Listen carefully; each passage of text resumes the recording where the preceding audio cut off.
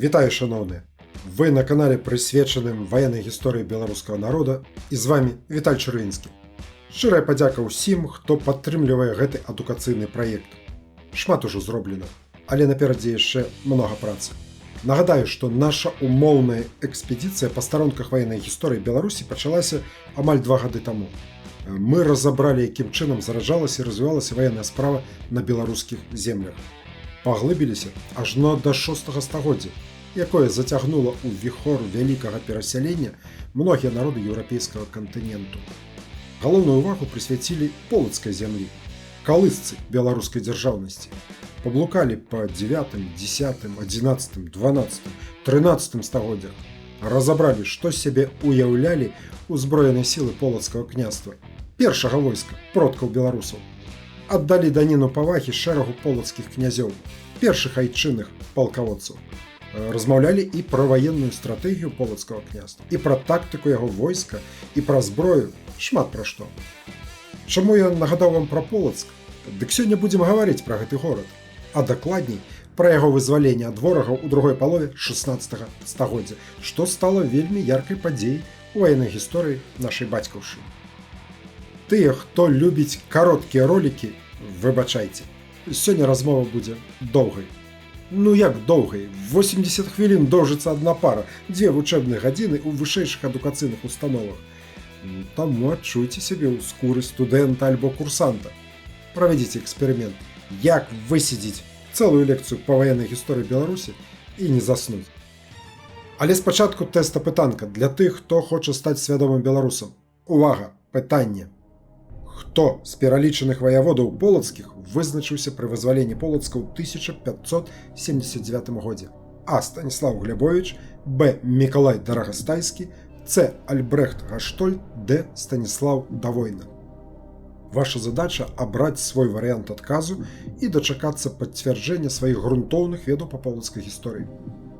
Да тэста апытанкі вернемся ў канцы лекцыі, а пакуль пачынаем размову. У апошніх лекцыях мы паглыбіліся ў тэму развіцця ваеннай справы на беларускіх землях у перыяд існавання Рэчы Паспалітай, а гэта другая палова 16-18 стагоддзя. Быў у нас агляд ваенных падзей у гэты перыяд. Быў разбор сістэмы камплектавання арміі ВКЛ, структуры і прынцыпаў яе фарміравання, відаў і родаў войскаў.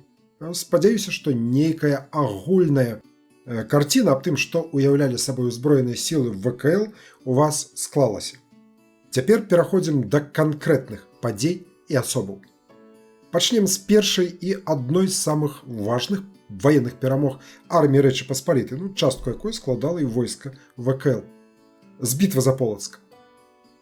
Нагадаю, што гэты горад у 1563 годзе пасля двухтыднёвай аблогі быў захоплены войскамі маскоўскага цара Івана Грознага. Ішоў першы перыяд інфлянскай вайны. Пра тое, што адбывалася ў Полацку пасля яго захопу, я апавядаў на лекцыі, прысвечанай вялікаму гетману ВКЛ Мікалаю Радзівілу Рудому, пры гетманстве якога і страцілі горад. Там усё жахліва, сумна, супярэчліва, забойствы, масавыя дэпартацыі, прымус да калабарацыі.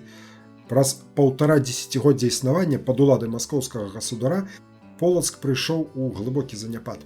З найвялікшага ВКЛ гандлёвага і рамесніцкага цэнтру ён стаў памежнай маскоўскай крэпасцю. Тут ужо не да развіцця гаспадаркі, іншыя прыярытэты. Увесь гэты час было нават забаронена апрацоўваць палі з левага боку Дзвіны і Дзесны. З прычыны таго на гэтай урадлівай глебе выраслі шматлікія і вельмі густыя пушчы. Напісаў пра гэту акалічнасць у сваіх запісках аб маскоўскай вайне Рэйнгальд Генденштейн. Дарэчы, вось ён на гравюры, побач са Стафанам Баторыем. Масквіцяне, пісаў Генденштейн, як гэта рабілі ў іншых месцах, знарок далі разрасціся непраходным лясам, бо ў іх такі звычай, што яны пакідаюць зямлю суседнюю з непрыяцелем на працягу некалькіх міл цалкам неапрацаванай і незаселенай.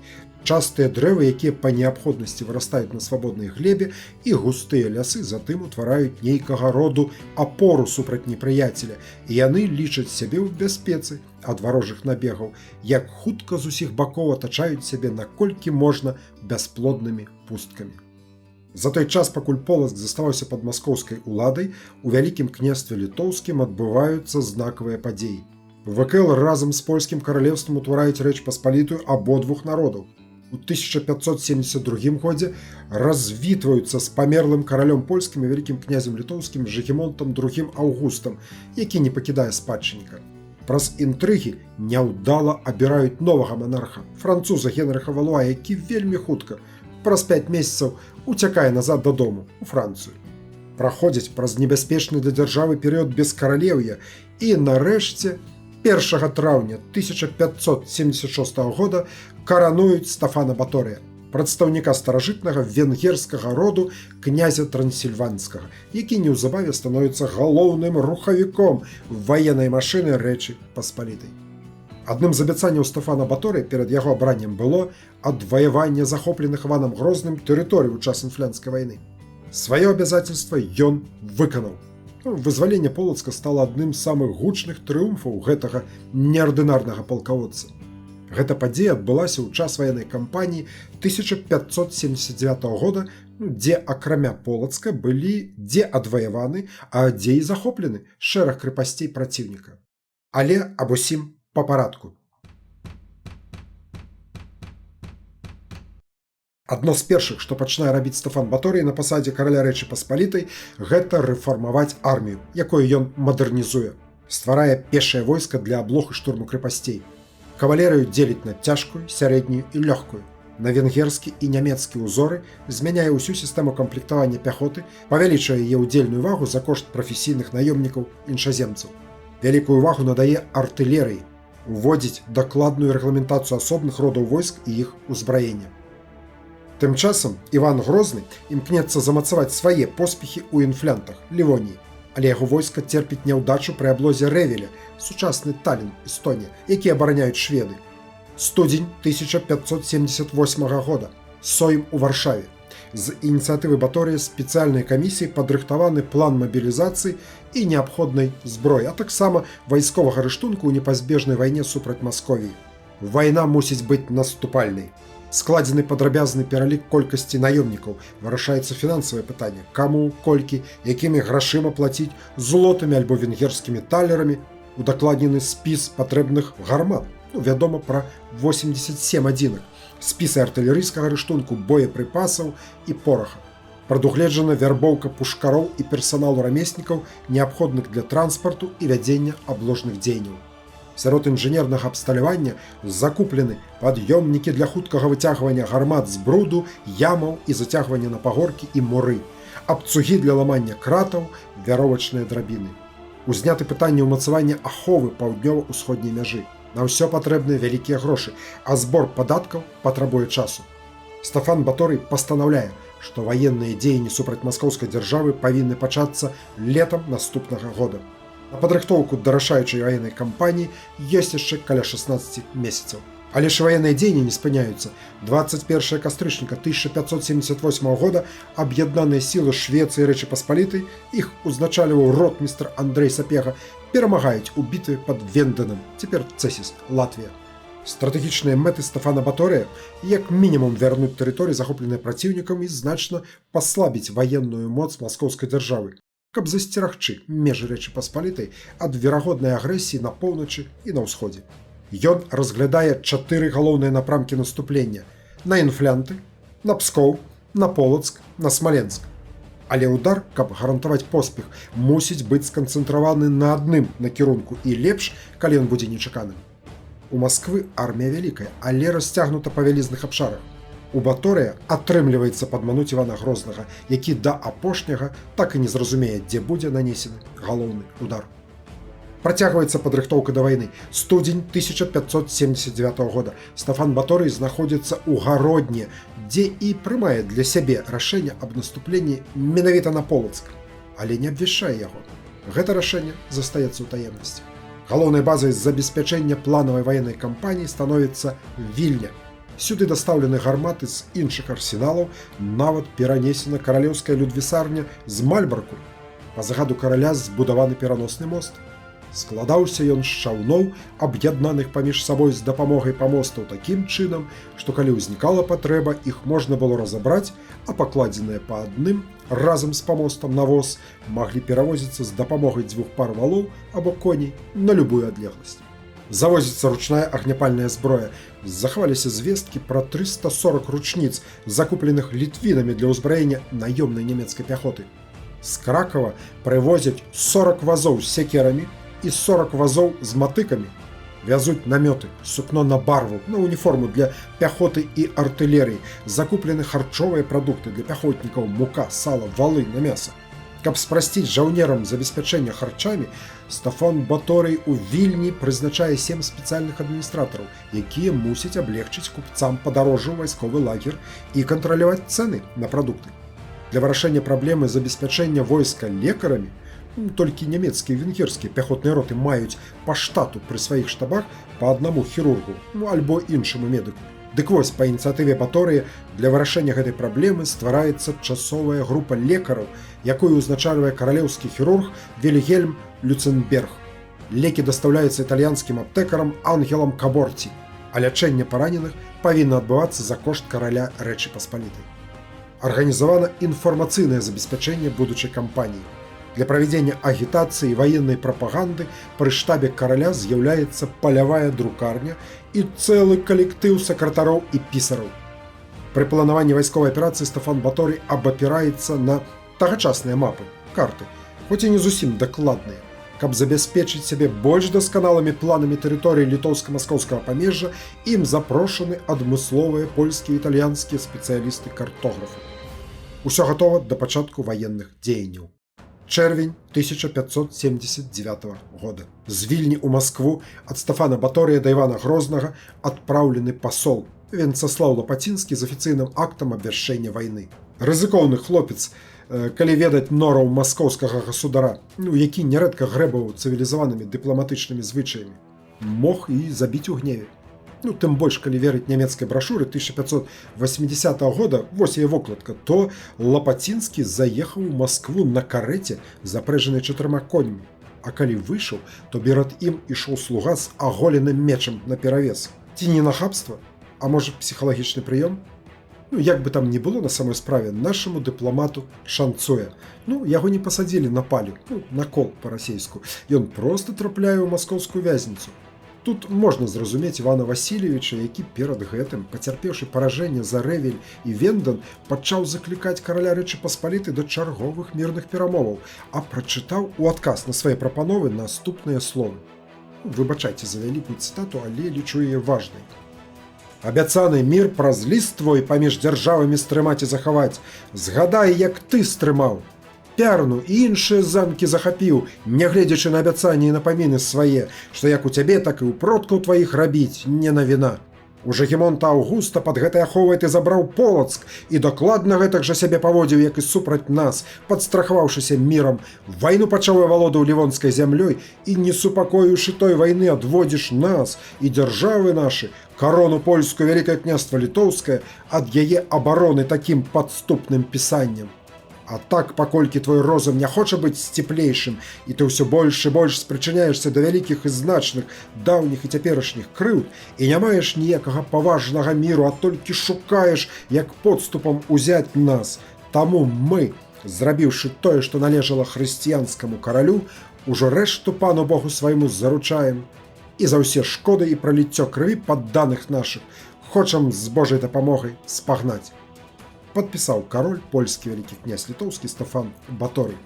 Дарэчы, пра маніякальную прагу Івана Грознага да развязвання войнаў пісаў і тагачасны паэт-лацініст Ян Радван. Войнаў раве патрабую, аж крык па палацы нясецца, спаць перастаў, ды адно ўсё забойствамі, бітвамі трызніць, зыркае дзіка вачыма, крывёю налітымі гнеўна, аж задыхаецца сам, калі мусіць марудзіць з вайною. Вось такая усесветная слава ў той час была ў монарха маскоўскай дзяржавы. Пачатак ліпеня 1579 года. Свір, 80 кіламетраў на ўсход ад Вільні. У наваколлях гэтага беларускага мястэчка, цяпер гэта гарадскі пасёлак Мядзельскага раёна Мінскай вобласці, канцэнтруецца армія Рэчы Паспалітай. Баторый праводзіць у свіры вайсковую нараду і агляд войскаў. Найбольш уражанне ад літоўскай конніцы. Як напісаў Генденштейн, не было нічога прыгажэйшага за яе, за конніцу. Асабліва выдзяляліся атрады князёў Радзівілаў і Яна Кішкі. Агучана рашэнне Стафана Баторыя пра наступленне на Полацк. Вяртанне Полацка дасць кантроль над лініяй Дзвіны і ліквідуе небяспечны выступ, якім маскоўскія ўладанні урэзаліся ў межы ВКЛ. Паменшыцца небяспека маскоўскай атакі на Вільню, а таксама умацуюцца пазіцыі Віцебска. Цяпер пра войска, якое здолеў мабілізаваць Стафан Баторый напярэдадні пахода на Полацк. Афіцыйна польская карона выстаўляе 25 519 жаўнераў, Вялікае княства Літоўскае 30 550 жаўнераў, агульная колькасць 56 000 чалавек. Але гэта не значыць, што ўся гэта маса рушыць у адным напрамку. Частка сілаў мусіць заставацца ва ўкраіне, частка ахоўваць памежныя крэпасці ВКЛ, частка знаходзіцца на тэрыторыі інфлянту, Лівоніі. Пад камандаваннем Філона Кміты, князя Канстанціна Астрожскага, сына трыумфатара Аршанскай бітвы Канстанціна Івановича Астрожскага. Дык вось, пад камандаваннем Кміты, Астрожскага і іншых камандзіраў дзейнічаюць некаторыя сілы на Смаленшчыне і Севершчыне, якія праводзяць там дыверсійныя дзеянні супраць маскоўцаў. Дарэчы, у гэтым ім дапамагаюць каля 2000 запарожскіх казакаў. Тым самым скоўваюцца значныя сілы праціўніка, які чакае, што галоўны удар можа быць нанесены і па Смаленску. Паводле сведчанняў, якія захаваліся, менавіта на Полацк і Полаччыну у складзе арміі Стафана Баторыя мусіла рушыць 41 814 жаўнераў, з якіх 71% складала конніца, 29% пяхота. Захаваліся і дакладныя звесткі па родам войскаў, колькасці рот, колькасці асабовага складу паспалітага рушэння і прыватных аддзелаў. Але абмяжуемся агульнымі лічбамі.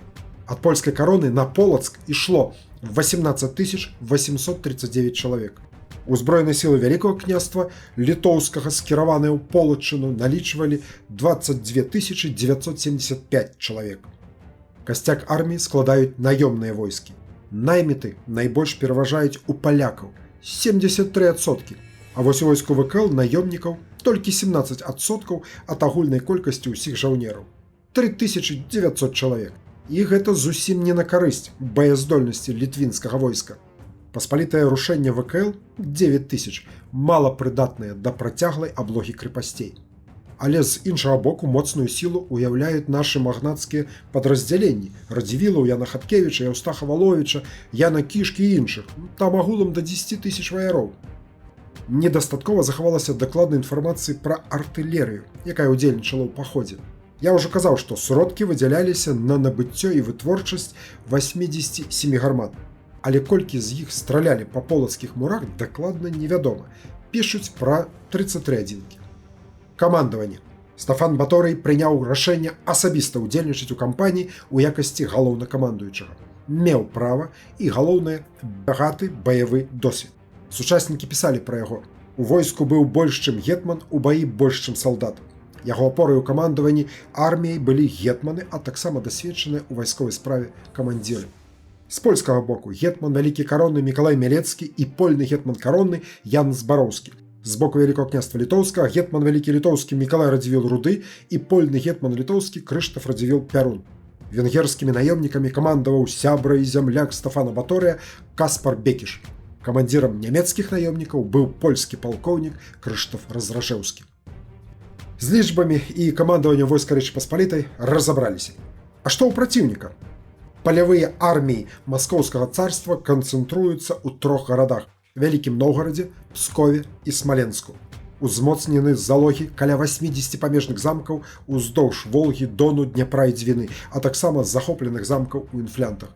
На самых небяспечных напрамках падрыхтаваныя склады боепрыпасаў і харчоў.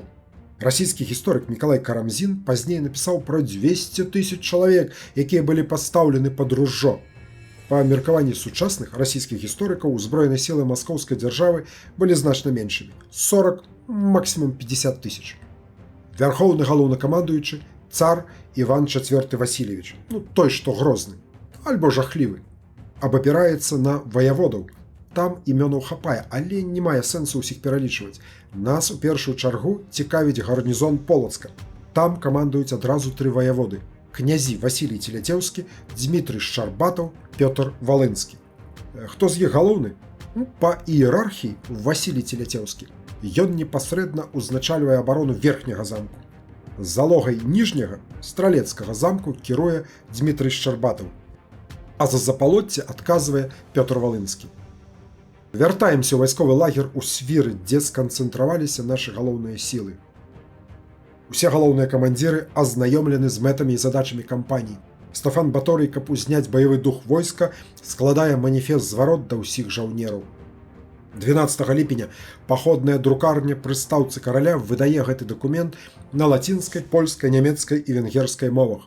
Праз маніфест даводзіцца, што распачатая вайна слушная і справядлівая з праціўнікам, які парушае ўсялякія дамовы і міжнародныя трактаты.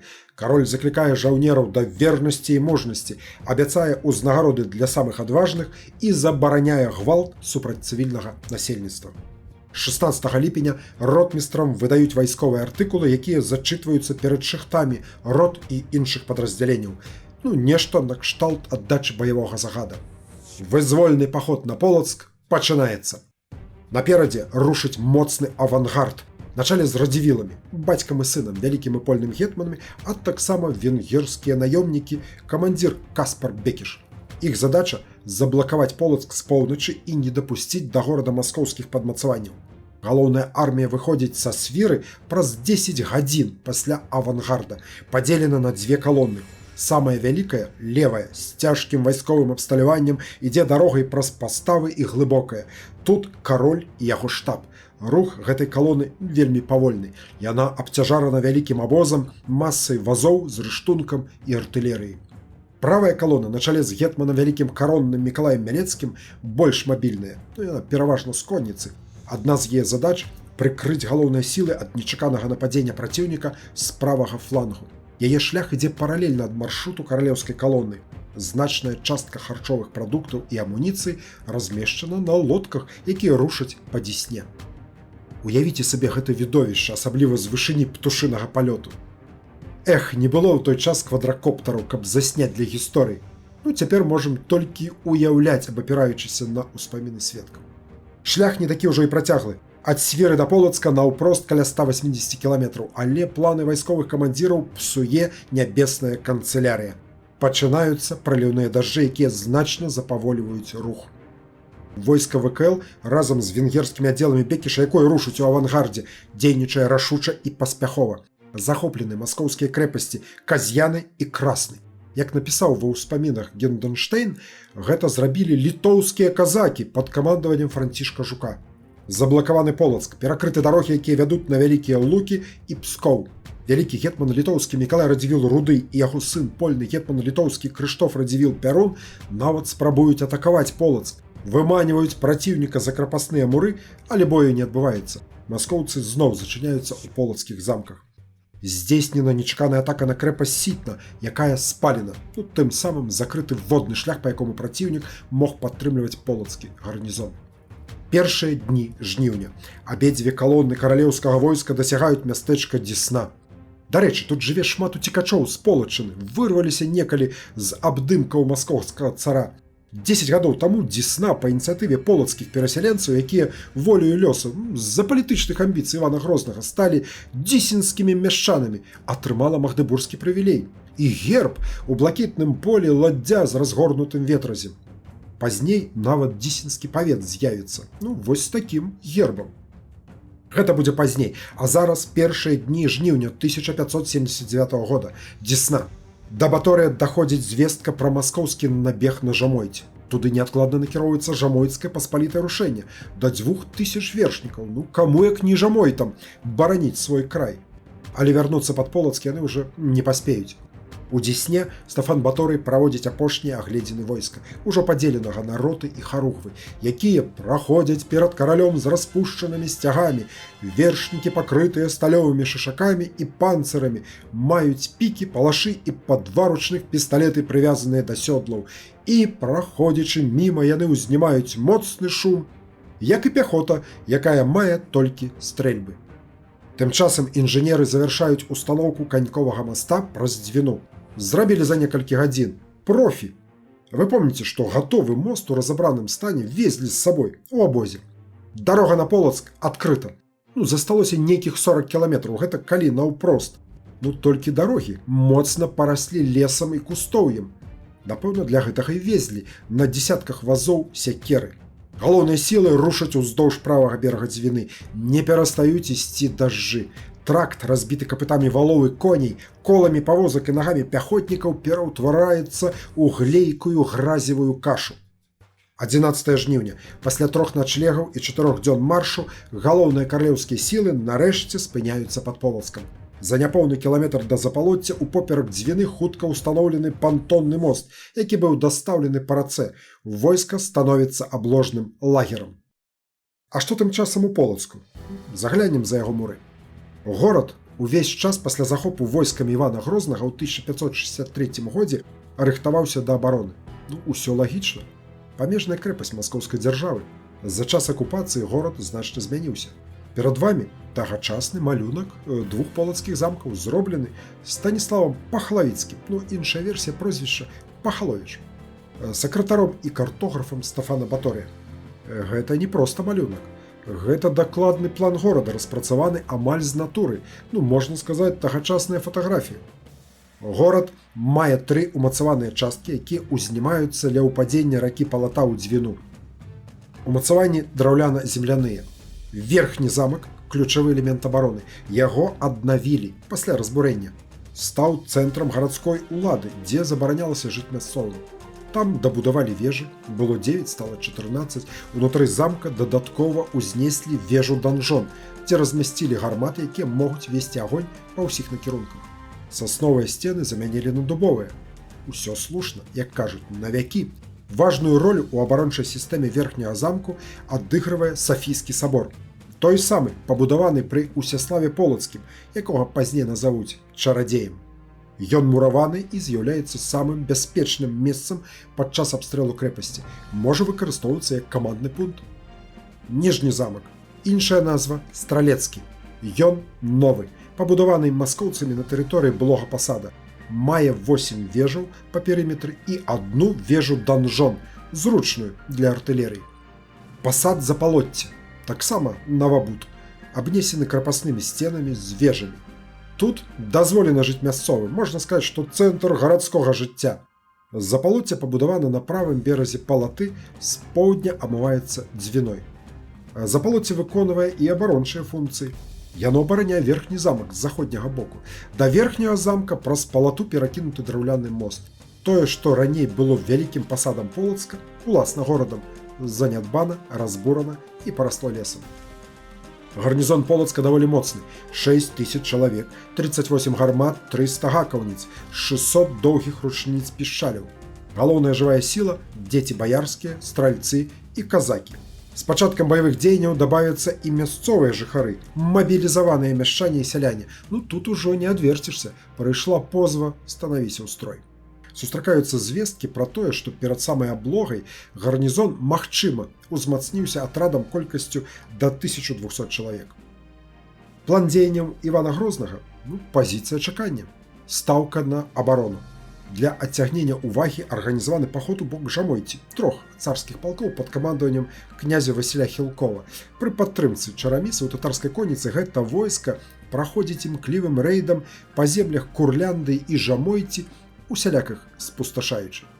Толькі ў пачатку жніўня Іван Васильевич нарэшце даведваецца, што армія Баторыя рушыць у накірунку Полацка. Слава маскоўскай разведцы! І адпраўляе на дапамогу полацкаму гарнізону 5000 салдат, уключаючы каля 2000 данскіх казакаў. Свае галоўныя сілы ён размяшчае на подступах да Пскова. Сам цар хаваецца за пскоўскімі крапаснымі мурамі.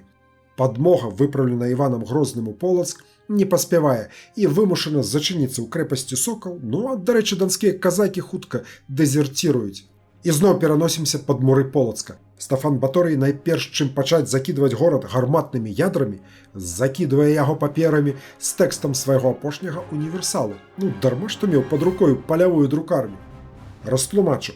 У час пахода каралём Рэчы Паспалітай была выпушчана пракламацыя, універсал, да ўсіх жыхароў маскоўскай дзяржавы. Так ён называў мірнае насельніцтва земляў ВКЛ, якія ўжо 1,5 дзесяцігоддзя знаходзіліся пад маскоўскай уладай. Усё слушна. За такі час многія людзі прызвычаіліся і звыкліся з думкай, што яны падданыя маскоўскага цара. Галоўны сэнс зварота. Кароль Рэчы Паспалітай пачаў вайну менавіта з маскоўскім царом, тыранам і крывасмокам, але не хоча ваяваць супраць яго падданых, якія вартыя вярнуць сабе адабраныя ў іх некалі правы і вольнасці. Пракламацыя тычылася не толькі Полацка, але і ўсіх земляў Вялікага княства Літоўскага, захопленых некалі Іванам Грозным. Баторый заклікае сустракаць вызвольную армію з мірам, без супраціву адкрываць крапасныя брамы, не выконваць загады маскоўскіх ваяводаў, прапановае ўсім пераходзіць на бок Рэчы Паспалітай або вяртацца ў глыб сваёй маскоўскай дзяржавы разам з уласным скарбам. Вось такая прапанова. Што атрымлівае Баторый у адказ? Маўчанне, якое можна справядліва расцаніць як адмову. Усё вырашыць толькі сіла на полі боя. Невялікая рэмарка. Тагачасныя малюнкі Полацка і яго ўмацаванняў, некаторыя з іх я вам ужо паказваў, былі зроблены без уліку таго, што на картах і схемах ракурс мясцовасці адносна бакоў свету павінен быць такі. Уверсе поўнач, унізе поўдзень, направа ўсход, налева захад. На гэтых ілюстрацыях усё наадварот. Дарэчы, сучасныя схемы аблогі Полацка 1579 года, польскія і расійскія, зроблены па стандартах картаграфіі. Таму папярэджваю пра магчымыя акрабатычныя скокі. То з ног на галаву, то на адварот. Будзьце уважлівы. Працягваем. 11 жніўня 1579 года. Вакол Полацка войска Рэчы Паспалітай размешчана ў некалькі вайсковых лагерах. Кожны мае свой адметны выгляд. Венгры уладкаваліся насупраць запалоцця. Адразу за мостам стаіць пяхота, а злева ад яе венгерская конніца. Тут рэй вядзе Каспар Бекіш. Злева ад венграў на правым беразе палаты стаяць літвіны на чале з радзівіламі, асобным лагерам. Зусім побач лагер наёмных рот, якія належаць да войска ВКЛ. Ён мае форму плаца, абкружанага колам намётаў. У асобных намётах невялікімі лагерамі размешчаны літоўскія добраахвотнікі і прыватныя магнацкія аддзелы Вялікага княства. Занялі ўсю прастору ўздоўж леса аж да царквы, якая была пабудавана пры Спаса-Ефрасініўскім манастыры непасрэдна на беразе палаты. На поўдзень ад царквы прыдворная конніца Яна Збароўскага, палякі. На левым беразе палаты вялізны польскі лагер выцягнуты ў авальную форму. Тут каралеўская стаўка. Вось што пра гэта напісаў удзельнік тых падзей Генденштейн. У самым цэнтры лагера стаялі сенатарскія намёты, тым бліжэй да караля, чым больш высокую пасаду займаў сенатар. Яны мелі выгляд вуліц і былі расстаўлены густа ў 3 шэрагі. Да іх было 2 падыходы праз 2 брамы. Звонку лагер засланяў табар вазоў, сшчэпленых жалезнымі ланцугамі. Каралеўскі двор у галоўнай стаўцы узначальвае маршалак надворны літоўскі Мікалай Радзівіл-Сіротка. Дарэчы, пад муры Полацка ён прывёў моцны прыватны аддзел. На самым беразе Двіны сярод гарадскіх садоў разбілі свае намёты нямецкія наёмнікі, якімі камандуе Крыштаф Разражэўскі. Перад сабой яны маюць невялікі ручай, які ўпадае ў Двіну, і бачныя за ім вежы стралецкага замку. За іх спінай знаходзяцца старыя полацкія курганы. Размеркавалі і артылерыю, на якіх напрамках можна ўбачыць на гэтай схеме. Такім чынам, армія Стафана Баторыя вялізным паўколам абкружыла Полацк, які быў прыціснуты да Двіны. Цяпер можна і да аблогі прыступаць. 11 жніўня 1579 года. Гэты дзень лічыцца афіцыйным пачаткам аблогі Полацка. Ці існаваў у Стафана Баторыя адмысловы план узяцця горада? Так, мінімум 3 варыянты. Кароль разам з гетманамі і іншымі камандзірамі выязджаюць на рэкагнасцыроўкі, праводзяць нарады, спрачаюцца, але, як трапна адзначыў польскі гісторык Дарыюш Купіш, нарады военачальнікаў спыняюць простыя жаўнеры. Нямецкія пяхотнікі без усялякай каманды зверху на сваім кірунку насупраць стралецкага замку пачынаюць насыпаць шанцы. Так назвалі невялікія земляныя фортыфікацыйныя збудаванні для абароны гармат ад варожага агню. Адсюль і назва шанцавы інструмент. Хто ў арміі капаў, той ведае. Тым часам венгерскія пяхотнікі кідаюцца рыць апрошы, вузкія зігзагападобныя равы, каб бяспечна наблізіцца да крапасных муроў з запалоцця. Пэўна, наёмнікі маюць вялікую прагу, як мага найхутчэй уварвацца ў Полацк, каб пажывіцца. Стафан Баторый не стаў стрымліваць жаўнераў. Іх дзеянні супадалі з адным з яго планаў. Замкі захопліваць пачаргова, пачынаючы з Запалоцця, але ў напружанні трымаць увесь перыметр аблогі. Першай мішэнню для артылерыйскіх абстрэлаў становіцца Запалоцце. Яго абстрэльваюць з двух бакоў. Батарэя з дзвюх гармат вядзе агонь з паўднёвага берагу Дзвіны. На правым беразе гарматы страляюць з пазіцый, падрыхтаваных венгерскай пяхотай. Гарматны агонь вядзецца прамой наводкай з калюбрынаў і картаунаў і навясным агнём мартір. Агонь надзіва эфектыўны. Гарнізон Запалоцця не вытрымлівае і адных сутак.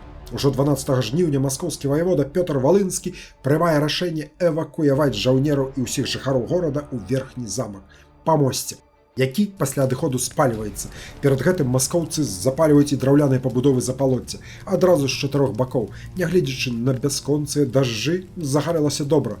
Быў гарадскі пасад і няма. На папялішча заходзяць венгерскія наемнікі Бекіша. Спажывы тут не здабудзеш. Пачынаецца ўзвядзенне новых шанцаў і капанне апрошаў да самой палаты, якая аддзяляе наступаючых ад заходніх валоў верхняга замку. Але тут наскокам не ўзяць. Аблога прымае зацяжны характар.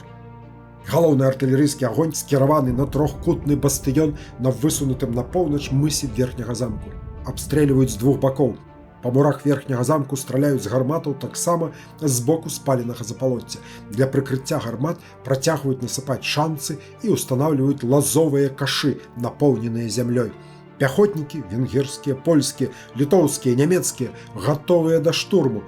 На рацэ Палата ўзведзены адначасова 3 масты, адзін з іх мацуецца на затопленых рыбацкіх лодках. Кананада з абодвух бакоў, будь здароў! У праціўніка добра падрыхтаваныя артылерысты. Асабліва небяспечны для нас агонь гарматаў, пастаўленых на 2 вежах данжон. Іх трапную стральбу адчуваюць і нашы пяхотнікі, і нашы ваенныя інжынеры. Маскоўцы вельмі дакладна лупяць па новаўзведзеных мастах, адзін з якіх хутка разбураюць. А вось артылерысты Рэчы Паспалітай не могуць пахваліцца значнымі поспехамі. Ядры забіваюцца ў вал, застраюць у драўляных сценах, недзе прабіваюць іх на вылет, вырываюць з іх небяспечныя кавалкі, якія разлятаюцца ва ўсе бакі. Уявіце сабе, што нават Крыштаф Казімір Сіротка атрымлівае цяжкае раненне ў лоб і вока кавалкам дрэва ад сцяны, якое даляцела да лагера. Спрабуюць страляць ядрамі, папярэдне распаленымі на агні. Вынаходзіцтва гэтых вогненных куль прыпісваюць асабіста Стафану Баторыю. Распаленыя на вогнішчы ядры забіваюць у гарматы такім чынам, каб паміж ядрамі і порахам знаходзілася пракладка, зробленая з пяску альбо попелу, а потым выкладваўся слой свежай травы. Навошта?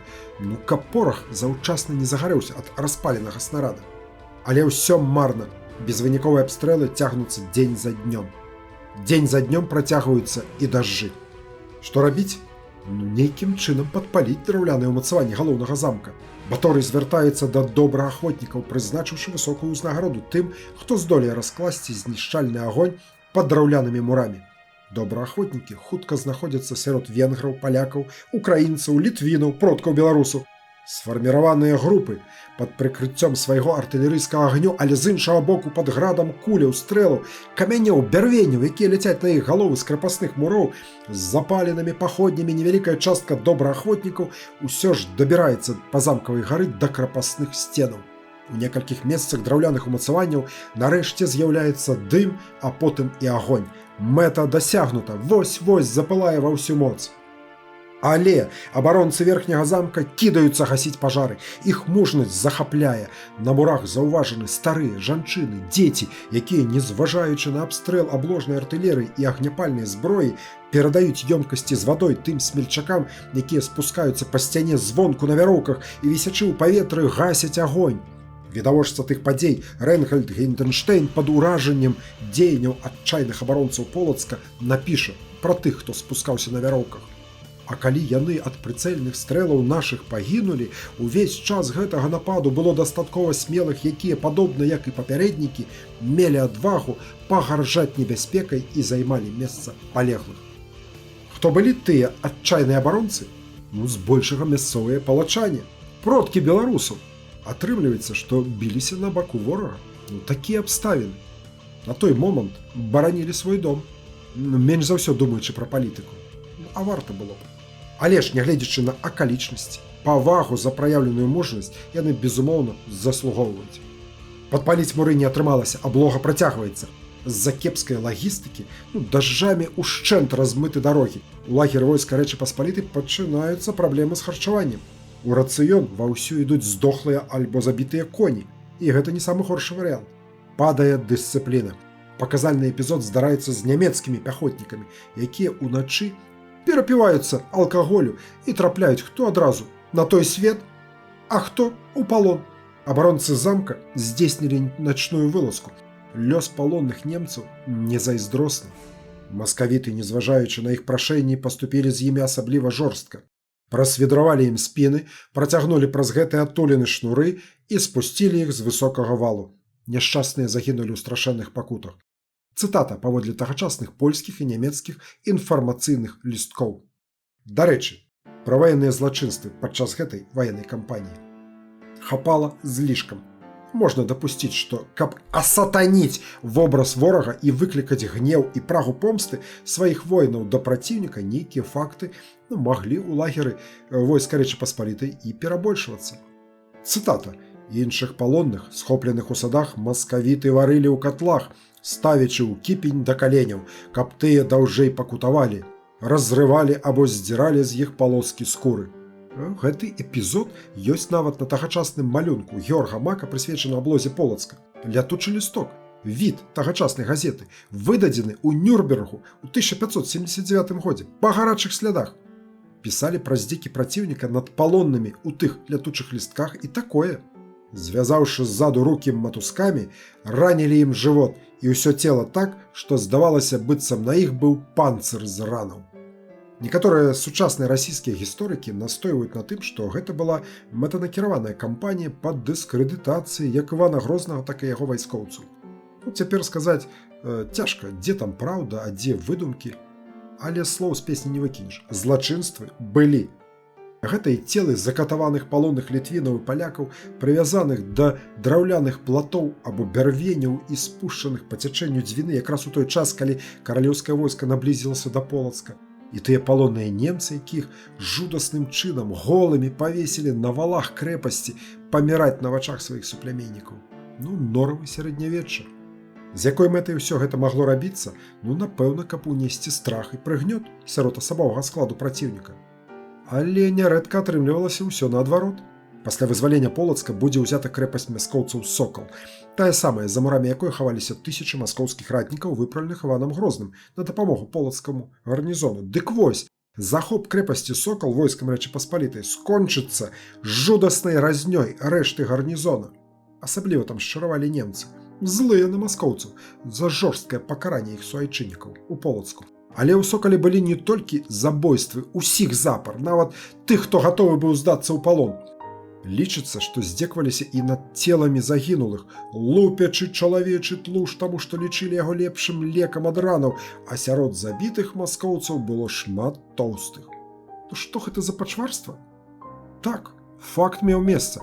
Пішуць, што здабычаю чалавечага тлушча займаліся маркетанты або маркетанткі, мужчыны і жанчыны, якія служылі пры падраздзяленнях наёмнікаў, каб абслугоўваць жаўнераў і выконваць бытавыя працы. Напэўна, ім і даручылі зразаць тлуш з тоўстых маскоўцаў. Ці можа гэта служыць нейкім апраўданнем? Відавочна, што не. Вяртаемся да аблогі Полацка. Дажджы не спыняюцца. Баторый склікае чарговую вайсковую нараду. Большасць камандзіраў за генеральны штурм адначасова з усіх кірункаў. Тут ці пан, ці прапаў. Баторый не хоча рызыкаваць. Спачатку трэба падпаліць замкавую сцяну, утварыць пралом. Толькі тады з'явіцца шанец на паспяховы штурм. А тут яшчэ раптам, як на шчасце, сціхае дождж. 29 жніўня. Зноў заклікаюць добраахвотнікаў. Зноў сфарміраваныя групы. Зноў іх падтрымлівае сваім агнём артылерыі абаронцы замка і зноў адстрэльваюцца з усіх магчымых відаў зброі. На гэты раз атрымалася. Нават вядома пра галоўнага падпальшчыка. Чаляднік са Львова. Добры вечар, мы з Украіны. Несучы на сабе кацёл поўны распаленага вугалю, і лучыну смалістую ў руках маючы, нібы запаліў вежу на рагу, з якой разгарэўся такі вялікі агонь, што яго не змаглі пагасіць. Убачыўшы зарыва пажару, Стафан Баторый перапраўляецца на правы бераг Палаты, каб падтрымаць ліцвінаў і іншыя згрупаваныя там пяхотныя роты, гатовыя да штурму. Адначасова кароль пасылае ў крэпасць новы ліст, дзе абяцае, што ў выпадку добраахвотнай капітуляцыі абаронцы будуць выпушчаны з маёмасцю, якую чалавек на сабе зможа знесці за выключэннем даспехаў і ўсякай зброі. Перадае ультыматум і дае крапасной залозе 1 гадзіну на роздум. Тая гадзіна цягнецца да вечара. Абаронцы не збіраюцца здавацца. Нават нягледзячы на пралом у сцяне, які ўзнікае ў выніку пажара, насыпаюць унутры верхняга замку абарончы вал, абаронены ровам. Адкуль толькі сілы? Адбіваюць атакі венгерскіх пехацінцаў, якія самаходзь, без каманды спрабуюць уварвацца ў замак. Вось дзе адчайныя вугорскія хлопцы. Тым часам з башняў стралецкага ніжняга замку працягваюцца гарматныя стрэлы. Ядро, выпушчанае з гарматы, якая установлена на вежы данжон, трапляе ў эскорт Стафана Баторыя і забівае вершніка, які знаходзіўся побач з манархам. Вось вам і адказ на ліст са зваротам аб капітуляцыі. 30 жніўня. Жорсткія баі на тэрыторыі верхняга замка працягваюцца. Падпалена яшчэ адна вежа, але канчатковай перамогі няма. Не паверыце! Але Стефан Баторый перадае маскоўскаму гарнізону новы ультыматум з гарантамі бяспекі для тых, хто складзе зброю. Напэўна, гэта і схіляе шалі на наш бок. Частка гарнізону прызнае безнадзейнае становішча. Найперш баярскія дзеці і стральцы. Тым часам маскоўскія ваяводы разам з уладыкам, архіепіскапам полацкім Кіпрыянам II і сваімі прыхільнікамі зачыняюцца ў саборы Святой Сафіі. Каманды на капітуляцыю яны не даюць. Гарнізон складвае зброю самастойна. Вечарам 30 жніўня аблога Полацка завершана. Як напісаў пра гэты факт летапісец, «І так Полацка, славная сталіца княжат давніх, з рук маскоўскіх выдзертая есть». Стафан Баторый стрымаў сваё слова. У палон забраныя толькі архіепіскап і маскоўскія ваяводы. Іншым абаронцам пакінуты выбар – застацца ў Полацку і прыняць каралеўскае падданства або вярнуцца ў Масковію. Большасць абірае вяртанне дадому. Тым больш, ім дазволена забраць з сабой нажыты падчас акупацыі скарб. Вялізная калона дзяцей баярскіх і маскоўскіх стральцоў, узброеная хатнімі рэчамі, сапраўдная зброя, пакінутая імі ў Полацку, вырушвае ў напрамку Вялікіх Луг. Іх ахоўваюць сотня польскіх гусараў на чале з Крыштафам Садоўскім і некалькі раз'ездаў літвінаў. Ахоўваюць па загаду Баторыя, каб не было па дарозе рабаўніцтва. Не атрымалася. На першым жа начным прывале маскоўскія ратнікі адчуюць, што такое мясцовы рэкет, калі ў іх лагер наведаюцца узброеныя казакі, і не толькі. Калі Масква спалоханая гэта ўбачыла, пачала па лесе разбягацца кожны ў свой бок, то Садоўскі іх зноў сабраць не мог. Што ў гэты час адбываецца ў Полацку? Адныя пераможцы прыбіраюць целы загінулых, а іншыя, збольшага замежныя наёмнікі, шукаюць чым пажывіцца ў старажытнай сталіцы Полацкага княства. Здабыча невялікая. Усе больш ці менш каштоўныя ўпрыгожанні і інвентар вывезены яшчэ ў 1563 годзе па загаду Івана Грознага. Пераўтварэнне гораду з гандлёва-рамесніцкага цэнтру ў памежную крэпасць не спрыяла яго ўзбагачэнню. Толькі знаўцы літаратуры мусяць быць задаволены багатым кнігазборам Сафійскага сабору. Кнігі ў той час каштавалі вельмі дорага, а кнігі з полацкага кнігазбору наогул былі неацэнныя. Не дзіва, што пазней частка полацкай бібліятэкі будзе знойдзена ў кракаўскіх архівах. Сумны факт. Гэта быў найбольш поўны збор рукапісных кніг, створаных на той час на тэрыторыі Беларусі. Дарэмна, што Баторый не спыніў рабаванне кнігазбору. Магчыма, не ведаў, што адбываецца. А з іншага боку, якая справа этнічнага венгра была, напрыклад, да нашага легендарнага полацкага летапісу, рукапісу, які апавядаў пра гісторыю гэтай зямлі. На жаль, той летапіс бясследна знік разам са шматлікімі іншымі кнігамі бібліятэкі Сафійскага сабору. Затое на радасць згаладаламу войску у Полацку знойдзены вялікія запасы харчовых прадуктаў і фуража. Хоць тут душу адвялі. 1 верасня. Стафан Баторый выязджае на агледзіны верхняга і ніжняга замкаў, арганізаваны рамонт умацаванняў, ваўсю працуюць ваенныя інжынеры. Венгерская пяхота раскапывае шанцы і засыпае апрошы. З Віцебскую Дзесны дастаўлены 77 цесляроў, наперадзе шмат работы. 17 верасня Стафан Баторый перадае галоўнае камандаванне вялікаму гетману кароннаму Мялецкаму. А 4 кастрычніка манарх урачыста уязджае ў Вільню, якая святкуе першы за дзесяцігоддзі трыумф над небяспечным суседам. трыумф атрымаўся, будзь здароў. Але каму належыць гэта перамога? Які з сучасных народаў мае права яе святкаваць? Давайте звернемся да нацыянальнага складу войска Рэчы Паспалітай. Сярод наёмнікаў пераважалі венгры і немцы, але хапала і прадстаўнікоў іншых еўрапейскіх народаў. Там ледь не палова Еўропы. Сярод асабовага складу войска польскай кароны, калі адняць наёмнікаў, а гэта 73%, акрамя палякаў было шмат украінцаў. І тут усё лагічна. Мы помнім, што ў выніку Люблінскай уніі украінскія землі былі адарваныя ад ВКЛ і далучаны да польскай кароны. Вось і служылі украінцы ў каронным войску. Дарэчы, успомніце, хто стаў галоўным падпальшчыкам замкавых муроў у час штурма Полацка? Чаляднік са Львова, якому пасля ваеннай кампаніі Стафан Баторый надаў шляхецкую годнасць, фамільны герб, на якім выява рукі, працятая стралой і трымаючая запаленую паходню, і новае прозвішча Палацінскі, ад назвы ракі Палата. Значную частку войска ВКЛ складалі продкі беларусаў. Гэта каля 7000 паспалітага рушэння. 2000 жамой тут, я ўжо адняў ад агульнай колькасці, было 9000. Плюс жаўнеры прыватных аддзелаў, якія камплектаваліся таксама і з мясцовых. Безумоўна, нейкую частку войска складалі і нашы літоўскія татары, но як без іх? Адзначыліся і нашы магнаты. Напрыклад, кашталян менскі Ян Глябовіч прывёў пад муры Полацка моцны атрад, на чале якога і дзейнічаў. Лёс Яна Глябовіча варты прыгодніцкага рамана. Рана згубіў бацьку, апекаваўся Мікалаем Радзівілам Рудым, вучыўся ў Еўропе. У 19гадовым узросце накіраваны ў полацкі гарнізон. У 1563 годзе гераічна абараняў Полацк падчас аблогі горада войскам Івана Грознага. На чале атрада здзейсняў дыверсійныя вылазкі ў лагер праціўніка. Быў паранены, трапіў у маскоўскі палон. У кайданах не хадзіў, наадварот, кантактаваў з маскоўскім царом, дыскутаваў на біблейскія тэмы. Адначасова збіраў каштоўную разведвальную інфармацыю, якую перадаваў Вялікае княства Літоўскае. Быў выкрыты. Рыхтаваўся да смяротнага пакарання, але ў апошні момант быў абменены на каштоўнага маскоўскага палоннага. Паспрыяла тое, што Глябовіч паабяцаў Івану Грознаму схіліць магнатаў ВКЛ да падтрымкі маскоўскай дзяржавы. Падмануў. Удзельнічаў не толькі ў вызваленні Полацка ў 1579 годзе, але і ў захопе Вялікіх Луг і аблозе Пскова. У 1588 годзе Ян Глябовіч спрычыніўся да прыняцця новай рэдакцыі статута ВКЛ, напісанага на старабеларускай мове, дзе падкрэсліваўся суверэнітэт Вялікага княства Літоўскага.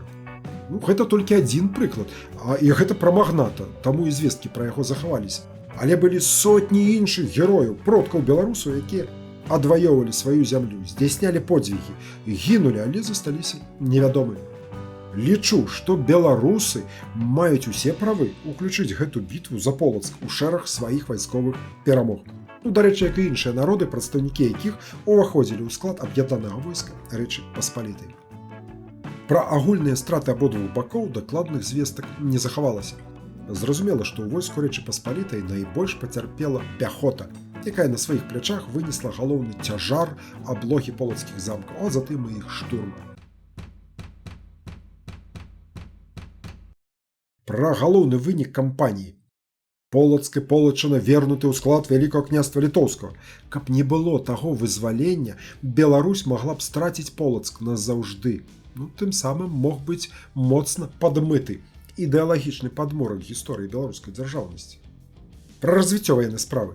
Па тым, як Баторый арганізаваў кампанію па вызваленню Полацка, варта было б напісаць падручнік для тагачасных камандзіраў. Дарэчы, там і для сучасных камандзіраў можна знайсці шмат карыснага. Відавочна, што Баторый добра ведаў тэорыю.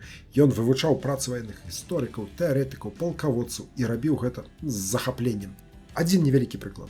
Праз 2 гады пасля вызвалення Полацка падчас пахода Стафана Баторыя на Пскоў адзін з нямецкіх наёмнікаў паднёс у падарунак каралю Рэчы Паспалітай кнігу рымскага ваеннага гісторыка і тэарэтыка Вегецыя «De Re Militari». Гэта быў трактат аб ваенным майстэрстве старажытнага Рыма, напісаны яшчэ ў далёкім 5 стагоддзі. Па ўспамінах відавочцаў Стафан Баторый быў узрушаны і вельмі задаволены. Напэўна, лічыў кнігу, прысвечаную ваеннай справе, найлепшым падарункам, як і якасную зброю. Даследчыкі і ваенныя гісторыкі адзначаюць, што аблога Полацка вялася па ўсіх правілах вайсковага майстэрства, але гэтай паспяховасці папярэднічала арганізацыя забеспячэння ваенных дзеянняў. Вось тут я і хачу засяродзіць вашу увагу на тых мерапрыемствах, якія напярэдадні і ў час ваеннай кампаніі былі арганізаваны Стафанам Баторыем. Баявое забеспячэнне. Найперш былі створаны спрыяльныя ўмовы для прымянення арміі Рэчы Паспалітай. Арганізаваны разведка, дзейнасць шпегаў, інжынернае забеспячэнне ад вазоў з секерамі і матыкамі да пераносных мастоў, ахоўванне, як на маршы, так і падчас аблогі, псіхалагічная барацьба, псіхалагічнае ўздзеянне на праціўніка і мясцовае насельніцтва праз пісьмовыя звароты з мэтай схіліць яго на свой бок. Было якасна арганізавана маральна-псіхалагічнае забеспячэнне. Для падтрымкі маральнага духа і баявога духа сваіх жаўнераў ва ўсю моц уключылі прапаганду і агітацыю. Паходная тыпаграфія працавала без выходных. Успомніце, як у Свіры Баторый звярнуўся да сваіх вайскоўцаў праз маніфест, які даводзіў, што гэта вайна слушная і справядлівая з праціўнікам, які парушае усялякія дамовы і міжнародныя трактаты. Цудоўнае матэрыяльна-тэхнічнае забеспячэнне за некалькі месяцаў да вайны разам з закупкай агняпальнай зброі, у тым ліку гарматаў, разам з нарыхтоўкай боепрыпасаў, пораху, вайсковага арыштунку і маёмасці былі запрошаны замежныя спецыялісты для абслугоўвання і рамонту зброі падчас баявых дзеянняў. Асобнай увагі заслугоўвае арганізацыя тылавога забеспячэння. Вялізная праца была праведзена па абсталяванню арміі транспарта, па задавальненні фінансавых патрэбаў, па арганізацыі цэнтралізаванай сістэмы пастаўцы прадуктаў харчавання. Асобна трэба вылучыць ваенную медыцыну. Зразумела, што ў арміі без медыкаў нельга. Былі яны заўсёды і ў войску ВКЛ, але пры Стафане Баторыі з'явіліся палявыя аптэкі і лазарэты. Медыцынскае забеспячэнне было ўзнята на значна вышэйшы ўзровень, чым было дагэтуль. Трэба адзначыць, што калі б не было той стараннай падрыхтоўкі, арганізаванай Стафанам Баторыем перад пачаткам вайны, то і перамога была пад вялікім пытаннем. Тым больш з улікам нечакана кепскага надвор'я, якое напаткала войска Рэчы Паспалітай у самы разгар кампаніі. Што, паважаны, вось і разабраліся з падзеямі жніўня 1579 года пад Полацкам, наколькі это магчыма ў рамках невялікай лекцыі. Вяртаемся да тэста апытанкі. Хто з пералічаных ваяводаў полацкіх вызначыўся пры вызваленні Полацка ў 1579 годзе? А. Станіслаў Глябовіч, Б. Мікалай Дарагастайскі, С. Альбрэхт Гаштольд, Д. Станіслаў Давойна. Насамрэч, пытанне давольна прямалінейнае. Скажу так, не арыгінальнае, але важнае. У 1504 годзе ў складзе Вялікага княства Літоўскага на тэрыторыі былога Полацкага княства была заснавана новая адміністрацыйна-тэрытарыяльная адзінка Полацкае ваяводства. З'явілася і пасада ваяводы Полацкага. Пасада вельмі ганаровая і адказная. Першым ваяводам полацкім быў прызначаны Станіслаў Глябовіч. Дарэчы, ваяводу прызначылі са згоды полацкай шляхты. Глябовіч памёр значна раней тых падзей, пра якія мы сёння гаварылі. Таму і вызначыцца пры вызваленні Полацка ў 1579 годзе фізічна не мог. Пасля Глябовіча другім ваяводам полацкім стаў Альбрэхт Гаштольд, найбагацейшы магнат свайго часу. Так, той самы, які ўдзельнічаў у падрыхтоўцы першага статуту Вялікага княства Літоўскага, напісанага на старабеларускай мове. Гаштольд на пасадзе ваяводы Полацкага бараніў Полацк ад маскоўскіх войскаў. На чале полацкага войска 29 ліпеня 1518 года пад Полацкам ён разбіў войска маскоўскіх ваявод. Тады ішла чарговая вайна ВКЛ і маскоўскай дзяржавы 1512-1522 гадоў. Пра бітву пад Оршай не забыліся, гэта адбылося ў час той самай вайны. Гаштольд Полацка бараніць здолеў, але памёр значна раней тых падзей 1579 года. У адрозненне ад сваіх папярэднікаў, якія не пусцілі ворага ў Полацк, ваявода полацкі Станіслаў Давойна, шосты ваявода па храналогіі, горад пад ударамі моцнага войска Івана Грознага не ўтрымаў. Гэта адбылося ў 1563 годзе. Расказваў вам пра гэта ў лекцыі, прысвечанай Ульскай бітве. Да вызвалення Полацка Давойна не дажыў. Што, тут ужо метадам выключэння. Застаецца Мікалай Дарагастайскі, сын урадніка ВКЛ Мікалая Пятровіча Аляхновіча Кухмістровіча. Во якое цудоўнае беларускае прозвішча. Гербаляліва. Новае прозвішча Дарагастайскі Мікалай узяў ад назвы свайго маёнтка Дарагастай у луцкім павеце. Менавіта Мікалай Дарагастайскі прыняў пасаду ваяводы Полацкага пасля Давойны. І адбылося гэта ў 1576 годзе. Прычым адбылося гэта ў той час, калі частка полацкага ваяводства і сам Полацк знаходзіліся пад маскоўскай акупацыяй. Бывае ж так. У жніўні 1579 года Мікалай Дарагастайскі вызначыўся пры аблозе і штурме Полацка. Пасля перамогі Стафан Баторый перадаў яму камандаванне гарнізонам горада і ўзнагародзіў новымі зямельнымі ўладаннямі. Такім чынам, правільны адказ Б. Дарагастайскі.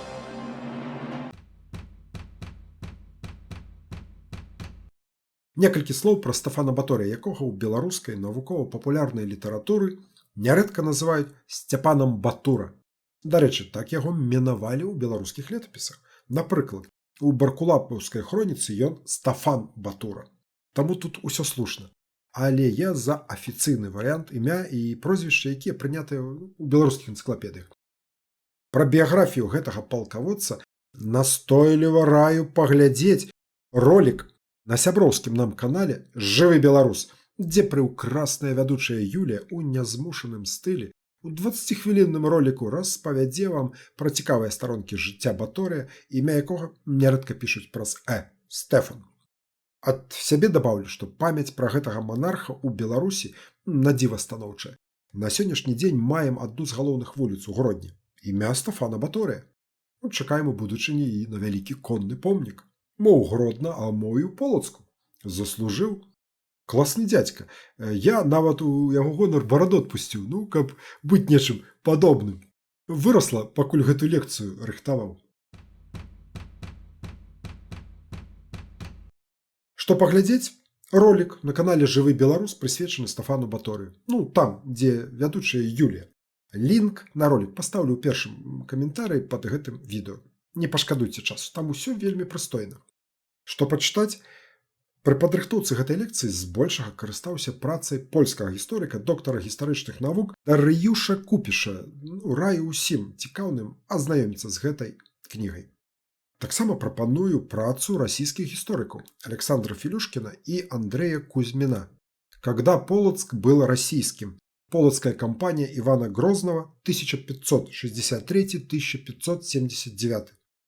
Няхай вас не уводзі ў падман назва «Когда Полацк был российским». Гучыць вельмі правакацыйна, але змест гэтай працы даволі прыстойны. Тым, хто цікавіцца гісторыяй Полацка, будзе карысна. Што пагартаць?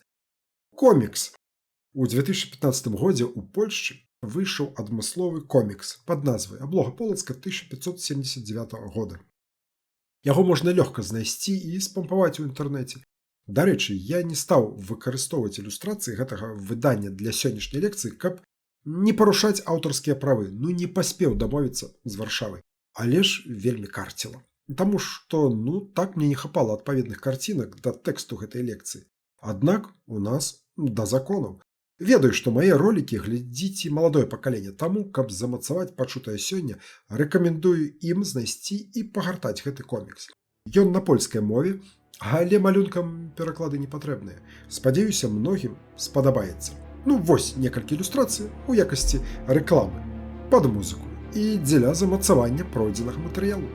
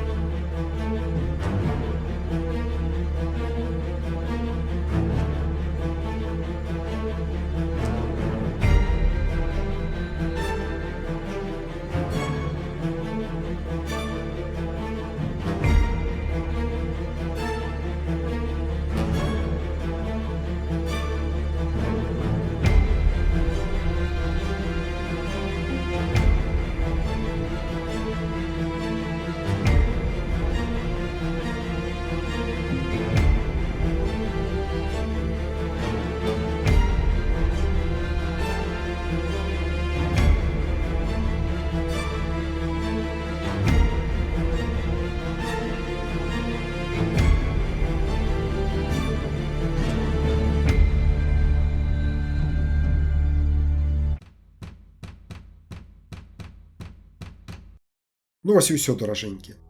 Дзякуй за ўвагу і вытрымку. Пастаўце падабайку. Напішыце каментарый, гэта патрэбна для прасоўвання канала на YouTube.